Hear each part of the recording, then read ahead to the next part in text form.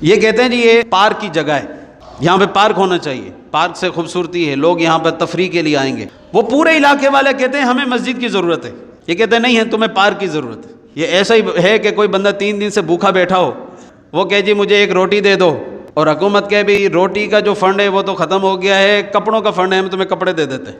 اب اگر وہ کہے اچھا بھی کپڑے دے دو، اس نے کپڑے لیے، کپڑے لے کر وہ بیچ کر اس سے روٹی کھانے لگے، حکومت آ جائے یہ روٹی ناجائز ہے کیونکہ ہم نے تو دیے تھے تمہیں کپڑے پہننے کے لیے، تم نے کیوں اس سے روٹی لے لی؟ یہ تو ایسی بات ہو گئی۔